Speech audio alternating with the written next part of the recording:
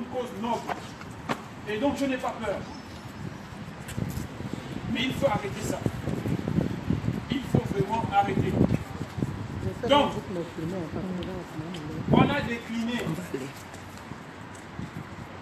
les éléments qui justifient notre présence ici. L'objet principal, nous le savons tous, c'est la régularisation du non-paiement des 3 mois de bourse. Nous le savons tous. Mais parmi tous les points évoqués, c'est le paiement de la bourse qui paraît être l'élément fondamental. Bien sûr, après, il y a plusieurs questions qui gravitent autour. On les a déclinées, toutes ces questions tout à l'heure avant de descendre. Tout le monde en est informé. Pour ceux qui arrivent à peine, vous aurez l'occasion de pouvoir prendre connaissance des éléments qui ont fait l'objet de nos discussions avant que nous puissions descendre. Et donc, aujourd'hui, c'est la manifestation ultime.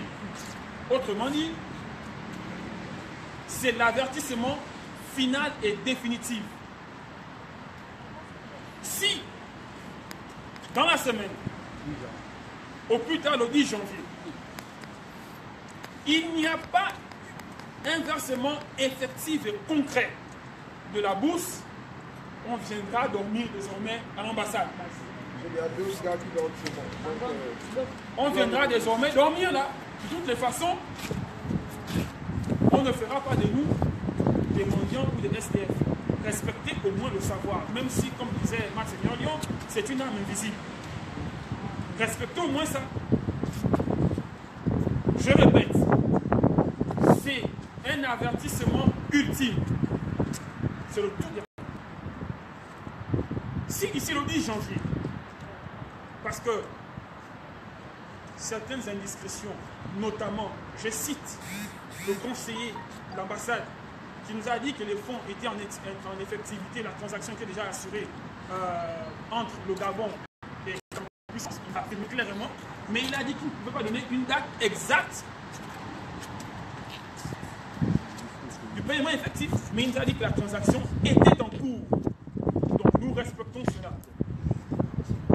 Mais nous savons généralement que c'est un langage politique. Parce que l'homme politique en général cherche toujours à donner une explication même quand elle paraît absurde. Pour effectivement tétaniser les colères, etc., etc. Mais nous savons, mais nous accordons a priori quitus à sa parole.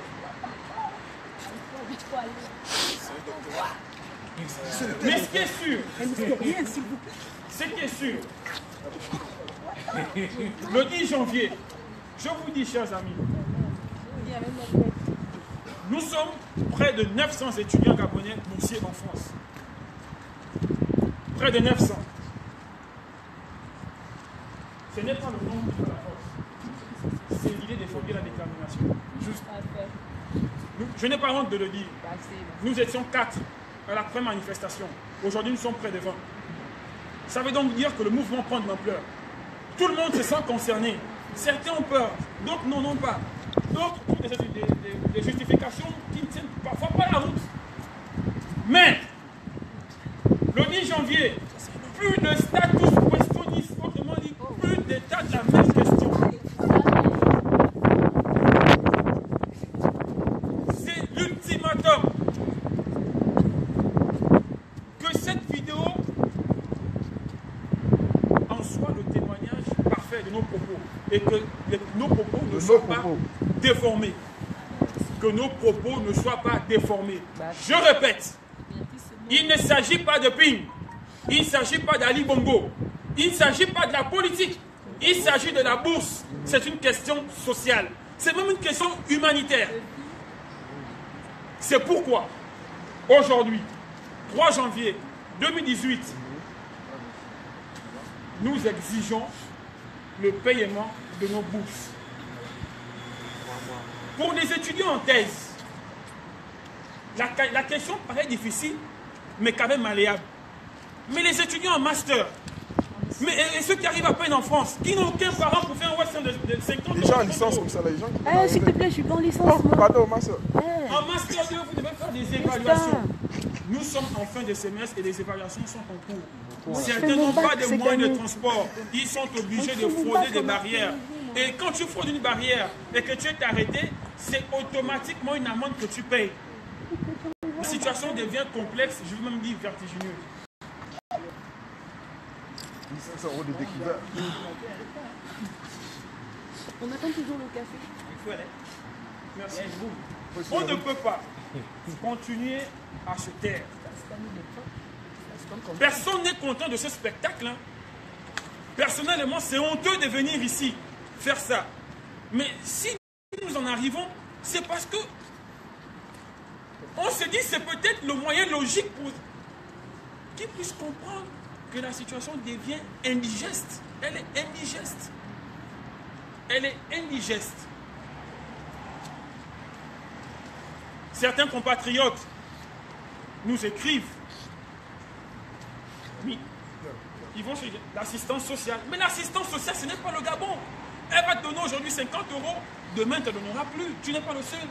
Elle doit gérer le coréen, le français, l'italien, le gabonais, le burkinabé, l'ivoirien. C'est une universalité. On gère tout le monde dans les facs.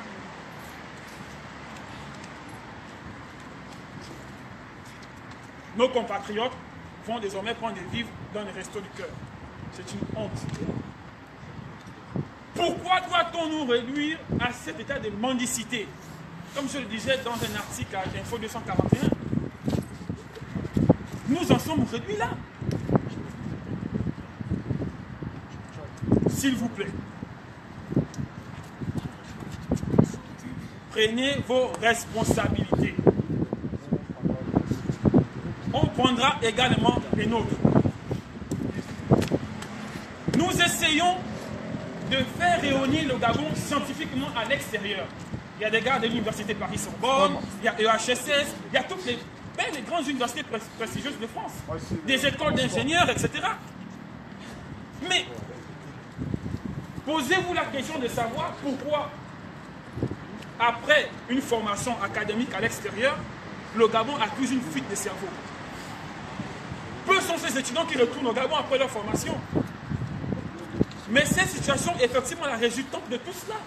Quand on est maltraité, quand on fait une thèse, on ne fait pas une thèse forcément pour soi, mais c'est aussi du rayonnement du pays.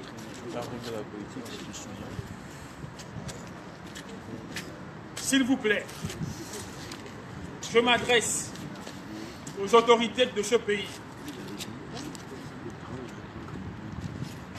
Prenez vos responsabilités, que la question soit réglée.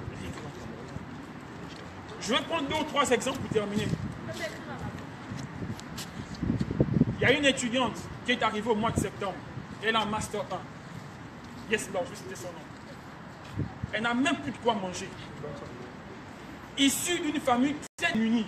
Sa maman est,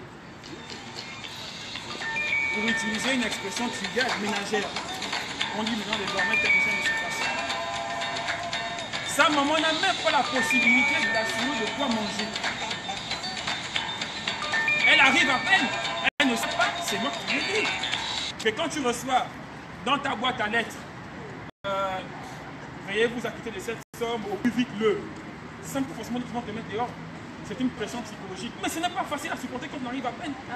Quand on ne connaît pas cet espace. Nous, nous sommes là, ça fait 3 ans. Pour certains 2 ans, d'autres 6 ans, 4 ans. Mais quand on arrive à peine, on te dit, veuillez régler cette somme au plus tard le 25. Mais tu as une pression psychologique indescriptible. Donc, voyez à quoi ces étudiants sont réduits. Mais cette pression psychologique a forcément un impact sur les résultats académiques. Bien sûr. Que Campus France, j'espère qu'ils m'écoutent, n'harcèle pas des étudiants cette fin de semestre pour demander des résultats. Il n'en aura pas.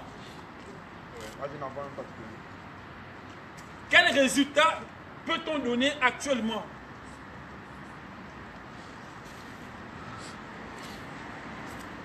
Respectez au moins le savoir. Ne nous respectez pas en tant qu'individu, mais respectez au moins le savoir.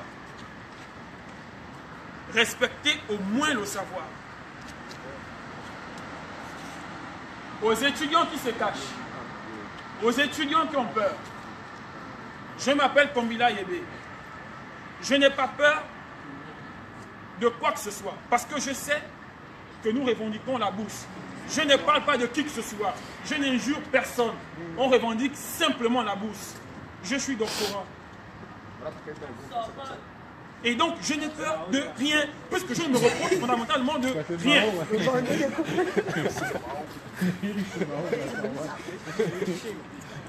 Voilà.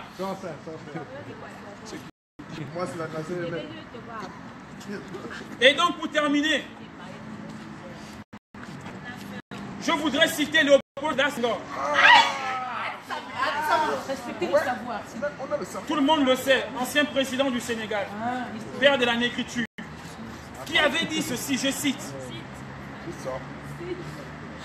pour que l'Afrique se développe, il n'y a qu'un seul élément, l'éducation, l'éducation et encore l'éducation. J'en ai terminé. C'est moi qui ai écrit le discours là.